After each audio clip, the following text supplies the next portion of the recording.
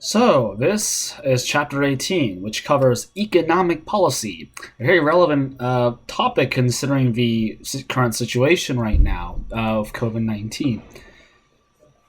So, ideological differences on marketplace regulation are based on different theoretical support. You know, including the Keynesian and supply side positions on monetary and fiscal policies, which are promoted by the President, Congress, and the Federal Reserve. So the goals of the U.S. government are to promote growth, ensure full unemployment, to minimize unemployment, and to preserve price stability, so you don't have horribly high inflation like you have with Venezuela right now and Weimar Germany in the 1920s. So basically, like the whole, and this is a little graph of U.S. GDP growth for the past,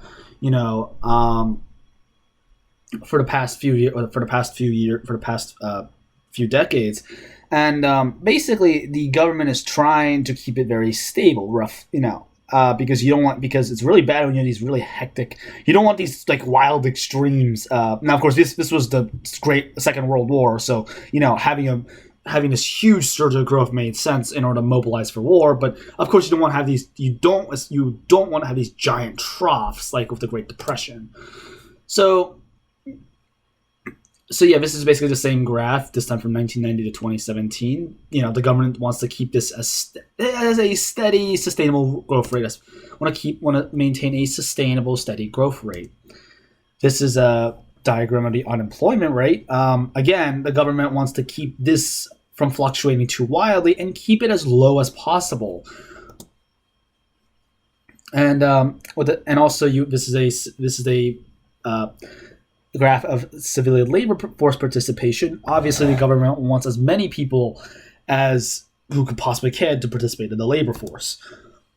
Also, with inflation, the government wants to keep inflation under control, because if inflation's so horribly high, it will eat into purchasing power and cause all sorts of nightmares. Now, economic policy is basically a game of whack-a-mole, unfortunately, because lower taxes increase the deficit, but if you raise taxes, you increase unemployment. So it's like you gotta find a balance. You want to grow the economy, but that can cause inflation. The government needs to fine tune its policies in order to ensure balance for stability. This isn't helped by the fact the government's task isn't helped by the fact that the politics of taxing and spending is quite inconsistent. Voters want lower taxes and less debt, but at the same time they want new and continued programs. This is not sustainable, because if you want new and continued programs, you need to obviously go into debt and raise taxes. But if you lower taxes and you go into less debt, you can't fund all these new fancy programs that are so popular. So Congress has the power to borrow money on the credit of the United States in order to fund its activities. It was originally a way to meet the costs of crisis situations like the Civil War or big infrastructure projects like the Panama Canal. However, since the 1930s, borrowing has been for year after year deficit financing. And these annual deficits add up to the accumulated debt. This includes all money borrowed and not repaid, and the accumulated interest on it. There's no constitutional limit on what can be borrowed or on debt. However, there's a lot of politicking, as we can see, with shutdowns, credit downgrading, and pushing for a balanced budget amendment. My teacher believes that this debt is basically an example of stealing from our grandchildren. The unborn can't vote because according to him, we're screwing over future generations with all this debt. Then again, you have to understand that this debt pays for a lot. On the contrary, this debt pays for a lot of things that both Democrats and Republicans like. Democrats like welfare, Republicans like the military, and both of those things can be quite expensive. So, but of course, there is a question of how much is too much, because currently the debt is over $23.7 trillion and counting, which roughly equates to $60K per person. So this is a little graph of the federal budget deficit or surplus for the fiscal year of 1940 to 2020 in billions of constant fiscal year 2009 dollars. As we can see, the U.S. government has gone into a huge deficit. For a while it's been mostly deficit, but especially now it's a giant deficit. Now, this part made sense because we were in a great recession, and if the government did nothing, well, A, people would suffer and get angry, and B, the economy would still crater because, the Great Depression demonstrated that the government needs to engage in aggressive spending activities in order to stimulate the economy. But the better measure though is debt as a percent of GDP. As we can see, it has increased significantly, and it's going to hit like 250% by 2040, given current trends. And compared to other countries, we're actually not the highest. Japan is the highest. We're kind of like in the higher league, but we're certainly not towards the bottom. So this is a comparison of countries that, in terms of debt in relation to percent of GDP. This is interesting because it's not what you expect. You would expect, maybe poor countries would probably be more in debt, but that is not true. It's a mixture of wealthy countries and wealthy countries like Canada, United States, Western Europe, Japan, and poorer countries like Greece, Sudan, Eritrea, Egypt, Zimbabwe, Brazil, Nicaragua, and Belize that are also in debt, and also like the countries that have low percentage of GDP that is debt are also a mixed bag. I mean, you have China, which is China and Australia, which are both well-developed countries, but you also have some not so well-developed countries like India, Brazil, Argentina, Colombia, Venezuela, Algeria, Libya, Russia. So it's an interesting mix. So before 1930, the government spending had little effect on the nation's economy. However, since then it's exploded from 2 to 3% of GDP to 20 to 25%. But it's actually much lower than most developed countries. And this is a little graph depicting total outlays spending to GNP and GDP. As we can see, it exploded during times of war, like the Civil War, World War I, and World War II. Makes sense because we're fighting, especially in World War II, we're fighting against the Nazis and the Japanese, two very well industrialized countries, and thus we could not hold any punches in terms of spending. However, we also see that that even though it does it decreases significantly after World War II is over, it still remains quite high in order to, as part of Cold War mobilization. However, compared to other countries, we're actually quite on the low end. We're down there with Korea, my home country, South Korea, my home country. Funny enough, Turkey, Chile, and Mexico, Australia, and Japan. Whereas others are much higher. We're below the OECD average, and the OECD, by the way, is basically like the club of all the developed countries. So there's two types of spending: discretionary, which is controllable, and mandatory, which is uncontrollable. Controllable is decided each year. This includes highways, bridges, education, and military hardware. Uncontrollable are the ones locked in by laws. These are known as entitlements. This includes entitlements like Medicare, Medicaid, food stamps, and Social Security, as well as interest on national debt. Entitlement spending is largely driven by who is legally eligible, and as a result, it is politically difficult to reduce in these entitlements because you'll get skewered. There's a reason why you haven't really heard of anyone, even Republicans, seriously succeeding in enacting Social Security cuts because people hate it, especially old people, and any efforts to do so fail. The majority of spending is part of these mandatory spending or uncontrollable. So this is basically a nice little breakdown of U.S. spending. And major entitlements comprise 45% of it. National defense is 19%. Income, security, and other benefits is 19%. Net interest is 6%. And the other ones like transportation, K-12 education, and all other are pretty small. So Now you're wondering how we collect all the tax money for this, and basically now, unfortunately, the taxation system used to fund all these nice programs is often imperfect. This is a list of all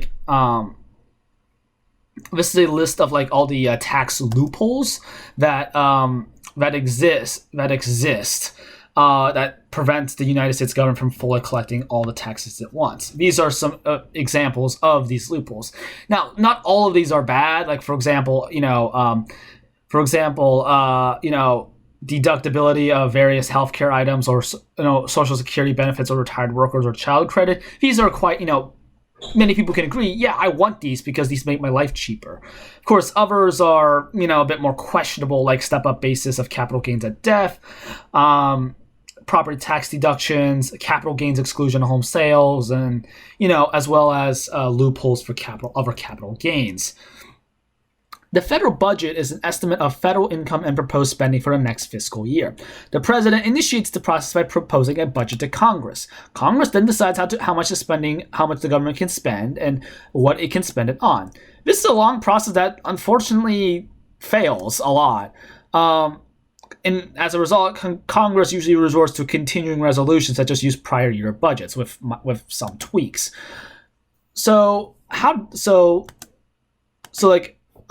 In order to influence the economy, the federal government has two types of tools: fiscal policy, which is taxing and spending, and monetary policy, which deals with the money and credit supply. If you take AP economics, these two will become very familiar, and I am very sure you're getting very excited.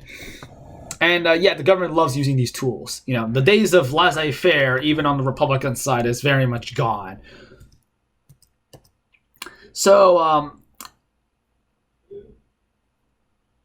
Sorry, I was blanking out. Spending increases and tax reductions are expansionary in the short run. AKA, these are basically stimulus packages, like the ones we see with Congress, during the current coronavirus outbreak, pandemic. Spending reductions and tax increases are contractionary in the short run. These are known as dampening. Expansionary policies are done to stimulate the economy during depressions and recessions, and contractionary policies are used during times of inflation. So there are two types of expansionary programs. You have something called, on one hand, and this is what you usually see among Democrats, is the Keynesian/demand-side economics. Keynesians believe that the government must increase spending and demand to stimulate a weak economy. The other side of the coin, and this is what you see on the Republican side, is Reaganomics, or supply-side economics. They believe that tax cuts increase consumer spending and so forth stimulate the economy. They also believe in the whole trickle-down notion, in which if you cut taxes for the rich, the money will trickle down to the poor eventually.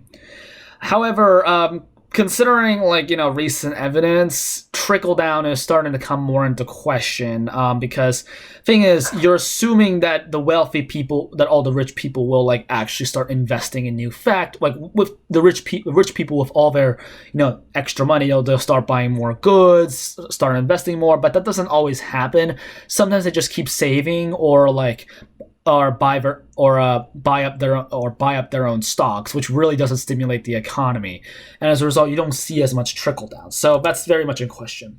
Both approaches hope to stimulate economic growth that will thereby increase future taxes. The idea of Reaganomics, funny enough, was called Voodoo Economics by George H.W. Bush, who was the vice president of Reagan. In 2009 and 2020 stimulus packages had increased spending and lowered taxes. So now, ever since the Great Depression, governments around the world have used deficit spending to stimulate the economy, basically Keynesian economics. Even Richard Nixon said, "We are all Keynesians now." Now, the other tool is monetary policy. High inflation robs consumers of purchasing power. Deflation slows down economic growth. The focus is on keeping inflation stable at about 2 to 2.5%. This idea was pioneered by the Chicago economist Milton Friedman, who helped create the monetarist school of economic policy. the Federal Reserve is in charge of controlling the money supply that determines inflation and deflation. There are 7 board members who are appointed by the president, and they serve for 14-year terms. They are independent, and a 4-year term as the chair of the Federal Reserve is renewable. So some examples are Volcker, Greenspan, Bernanke, and Yellen, and Jerome Powell. The Federal Reserve has some tools it can use to enact for monetary policy. One is open market operations, which is the purchase or sale of government securities or bonds, specifically treasury bonds. They can also adjust the discount rate, which is the interest rate on loans the Fed makes to financial institutions. They can also adjust the reserve requirement, which is the required reserve ratio, the fraction of deposits that banks must keep on reserve and thus not used to make loans. So if the Federal Reserve wants to engage in a expansionary or stimulating economic monetary policy, they can either purchase back government securities, reduce the discount rate, and reduce the reserve requirement. They all increase the money supply, decrease interest rates, and encourage consumer and business spending, and therefore foster economic expansion. Now, if the Federal Reserve wants to engage in contractionary monetary policy, they can sell government securities, increase the discount rate, and increase the reserve requirement. These all serve to reduce the money supply, increase interest rates, depress consumer and business spending, and therefore foster economic contraction and prevent inflation from getting out of control. That's the important thing, because you might think, why the hell would you contract the economy? Well, it's to prevent inflation from getting out of control. So here's an example. If you lower the discount rate,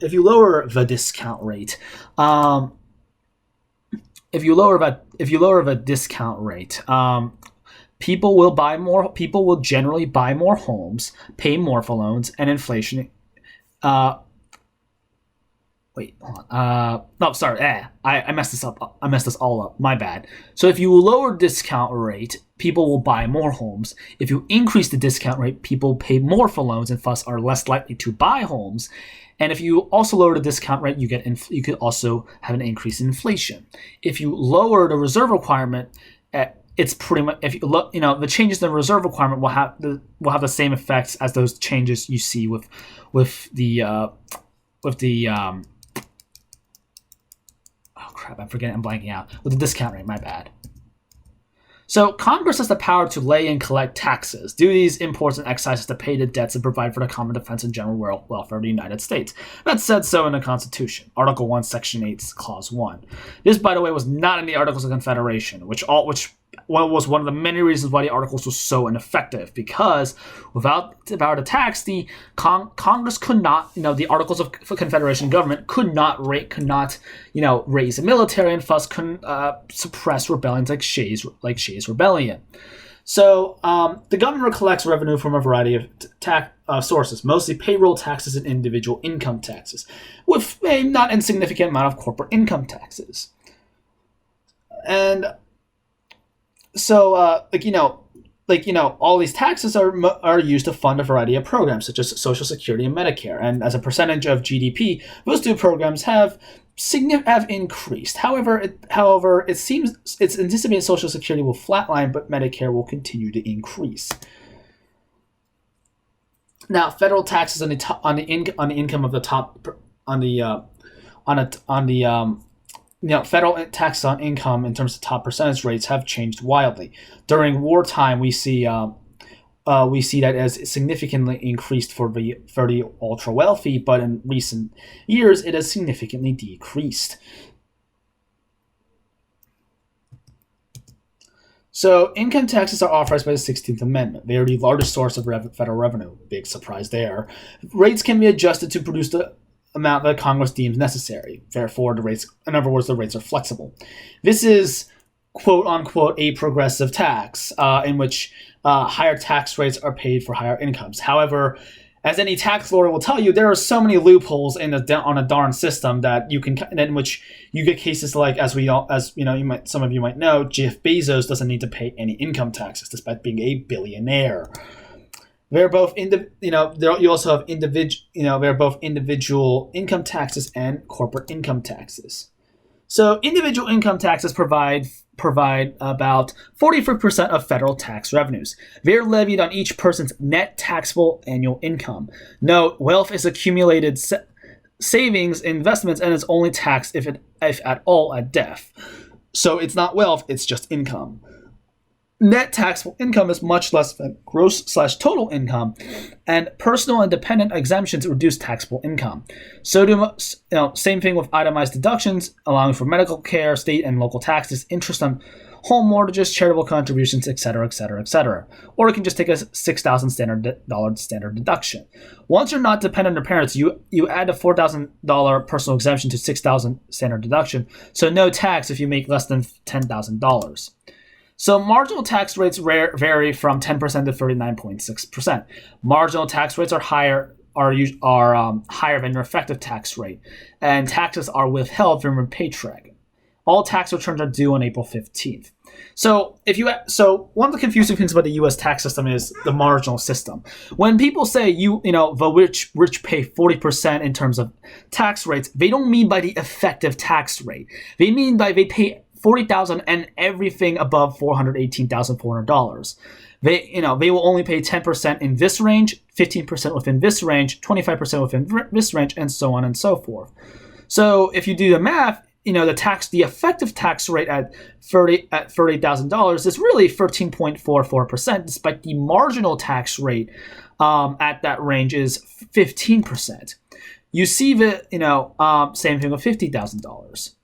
So there are many, like I said before, there are many issues with the individual income tax system. Billionaire Warren Buffett, as well as Jeff Bezos and many others, have so many deductions that their effective versus nominal income, their effective income tax rate is lower than their workers. 40% of households don't pay any federal income taxes. These are often stigmatized as the takers. Truth is, most pay higher tax rates via regressive payroll and sales taxes. You also have passive or unearned income from investments in hedge funds called capital gains that is taxed at a lower rate than sweat-of-brow earned wage and salary income. And there's a question of should we start, taxing the capital gains more aggressively? This is just, as we can see, like capital gains tax rates are significantly lower than the marginal tax rates for income. So these are just some more tax rates. I know the system can be so confusing. Corporation income taxes provide about 7% of federal tax revenues. These are the most complicated of all federal taxes because of all the possible deductions.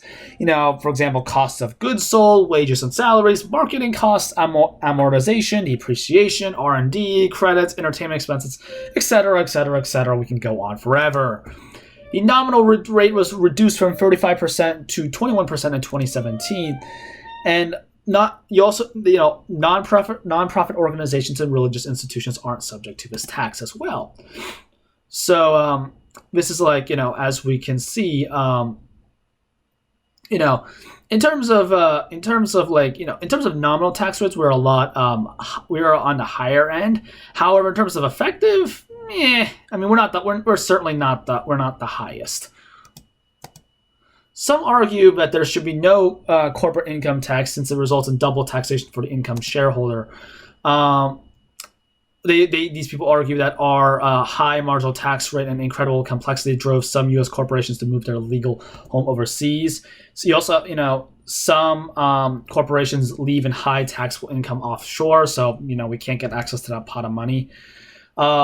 The current president wants to repatriate this, but personally, I doubt he's going to ever succeed because his party seems to be pretty against that.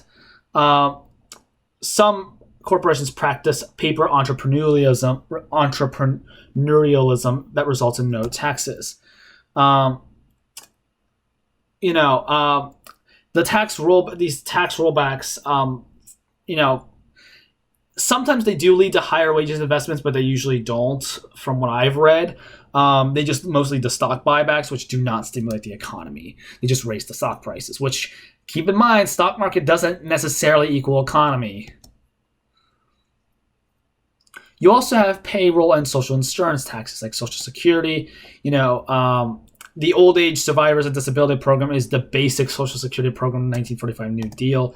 Medicare taxes, which is health insurance for the elderly, and is technically part of the Social Security program. This was tacked as part of the 1965 Great Society Initiative under Lyndon Baines Johnson.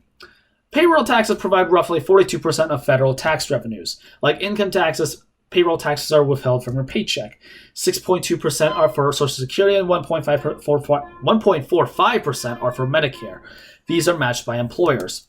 The fiction is that the Social Security part of these are not really taxes, but rather forced savings being held in a lockbox for each contributor, since the government can't trust people to save on their own. Unlike income taxes, Social Security taxes are regressive. The effective average rate is lower for higher incomes, but Social Security Social Security payouts are progressive when dispersed after retirement.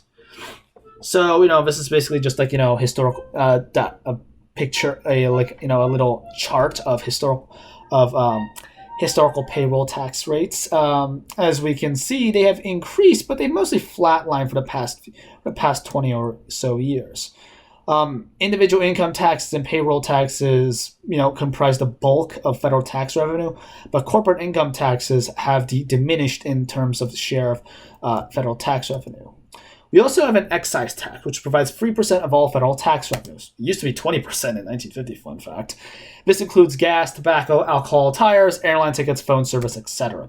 The most famous being the whiskey tax that led to the Whiskey Rebellion. Some are hidden taxes already figured into the price. Some are luxury taxes imposed on goods not usually considered necessities, probably things like caviar. Some are sins taxes, like imposed on vices like pornography or prostitution. Estate and inheritance taxes provide roughly 1.4% of estate inheritance, death tax, and gift taxes provide roughly 1.4% of federal tax revenues. The estate tax is imposed on assets of one who dies, and only the super rich pay any estate taxes. But these only apply to estates assets over $5.45 million. The average is $300,000, and the median being $44K. The gift tax is imposed on a gift made by a living person. It only applies to gifts over $14,000. A custom is a tax laid on imported goods. These are also known as a tariff, import duty, or impost. This used to be a major source of government income, but now only accounts for 1%. These are now only imposed to protect domestic manufacturers, or to economically retaliate against other countries, like the way the current president is doing against China and basically every U.S. ally at this point. So yeah, this is a diagram of revenue source by share. Revenue source by share of total revenue. Payroll taxes and individual income taxes comprise the bulk, with corporate taxes playing an increasingly diminishing role. So, tax structure, there are different types of tax structures. Regressive is in which the percentage of income paid in taxes decreases as income increases. Progressive ones as progressive taxes are the opposite, in which the percentage of income paid in taxes increases as income increases. Proportional taxes are when the percent of income paid in taxes is fixed as income changes. So here are some different types based on different tax examples. So yeah, that will be it all. I'm pretty sure you're probably bored to death of hearing the word tax over and over again, but it was a necessary evil to get through.